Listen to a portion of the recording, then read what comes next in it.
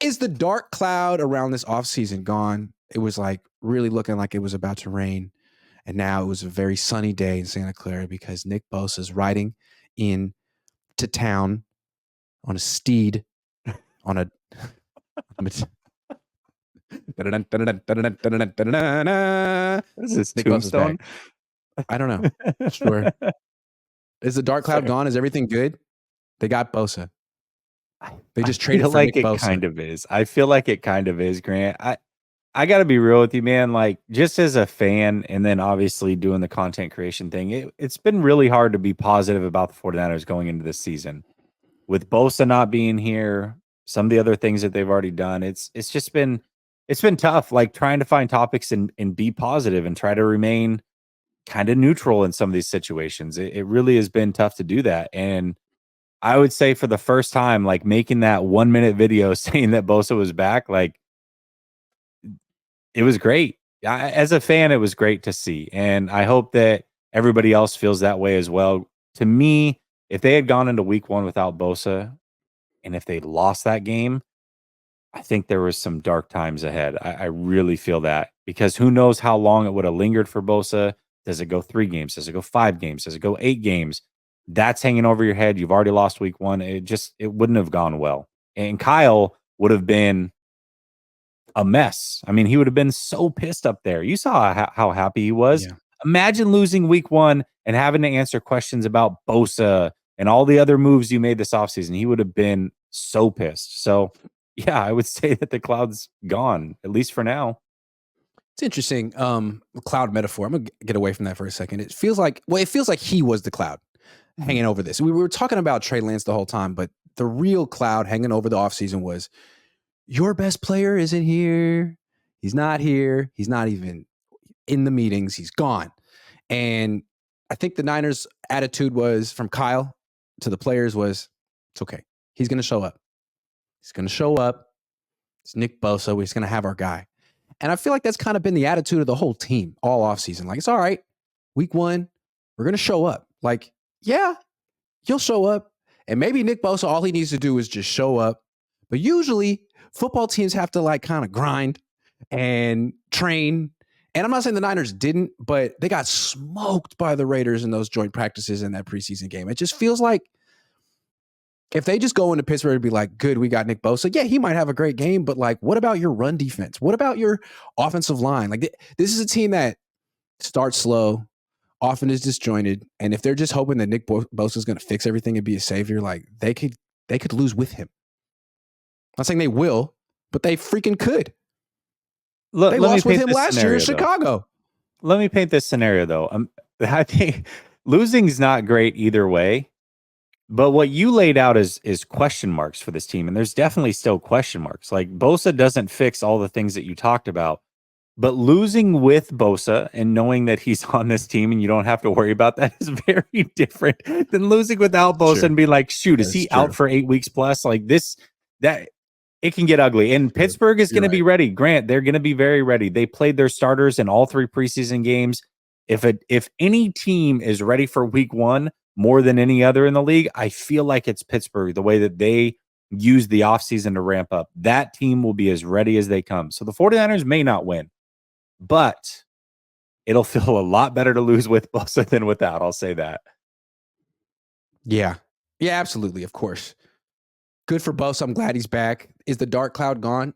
Yes. Today was a very positive day, but again, I feel it's like there could still be rain in the forecasts. Right? It wasn't just Bosa. It wasn't just Bosa, though. It was the fact that it feels like the team was, I don't know, just not all in it this offseason. Like, it just didn't seem to have the singularly focused, driven mentality you would expect a Super Bowl team. And it feels like, oh, we got all our stuff together right before week 1.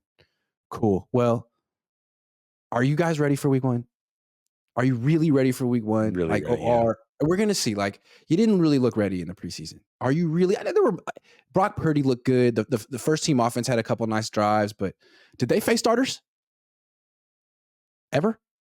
No, I don't think so. I mean, a couple here or there, like DJ Jones and a couple players were out there, but no. So we don't really know. We don't really know what this offensive line, this offense is going to look like against a real starting defense at Steez. on their home field. And again, I expect Nick Bosa to play really well, but we'll see. I'm picking the Niners to win with Bosa. Most people would. That changes things. It really does. They should win this game. They know it. Steelers know it.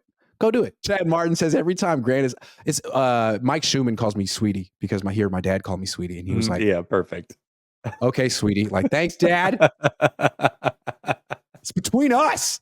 Chad Martin says every time Grant is late, I think of the opening scene of Grandma's Boy when he's trying to get a hold of his dealer. Why aren't you home? Why is that movie so good? It's definitely one of the more underrated movies. Sutton says Grant, MF, and Cohn carrying us to the promised land. Thank you. A lot of Jewish references in there. Brady Hill says dark days ahead. Really? Ooh. I don't know about that. Maybe. I don't know. Ethan M says read between the lines. Kyle, 3 fingers up. Fingers up. read between the lines. Franklin says QC Grant on demon mode. I really came through with the clutch with this one. All Niners says, why did they restructure Kittle Williams? Are they making space for someone other than Bosa? See, that's what we're gonna have to wait for. Over the next couple of days, we're gonna get the particulars in the Bosa deal, and that'll let us know, did they free up money? Because that's another strategy. You know, a lot of teams, and the 49ers are kind of famous for this too, where it's really year 2 or year 3 that these contracts kick in. Well, maybe Bosa wants more money up front, and it's a front-loaded deal, which wouldn't be the worst thing in the world, by the way. You know, if the cap's going up and you're using that money this year to pay him, that kind of gives you room in the future. So we'll see how this thing's structured. I'm curious to see. My first thought is this isn't probably a way to spend more of the York's money. I mean, they've spent a lot. Hargrave, Bosa. Feels like this might be a front-loaded, non-typical Niner deal that they just had to make room for and do things that they weren't counting on, like restructuring players in their 30s. Wow. All Niners says, why? Got you. Jermaine Pickett, member for 24 months. Thank you very much. Matthew Sanders. Guys, we don't need to play him. Niners are the best on paper, which means we've already won. Remember, best roster in the league. We've already won the Super Bowl. I love you, Matthew. That was just perfect. Good sarcasm. Sean O'Leary, over under 25.5 snaps for Bosa. We play more or less. Under. I heard. Yeah, we play more. We're doing more or less today. More. I'm saying less than. I like that. Mark Salas, member for 7 months. Thank you. Niners rule, $50. Grant, great day to be a Niners fan, and I got paid today. Niners rule got paid on a Thursday. I guess a lot of people do. I feel like making it rain only if I could come up with intelligent, articulate questions to make you earn your money instead of just giving it to you with a comical, snarky statement. Yeah, but I feel like Niners rule, you like to do that. You just come through with a nice, sort of irreverent, I would have to say, tone, which I appreciate. Oh, that's good. Thank you so much. Anyway, Niners rule, keep ruling. And if you're ever on the road, I definitely owe you a drink.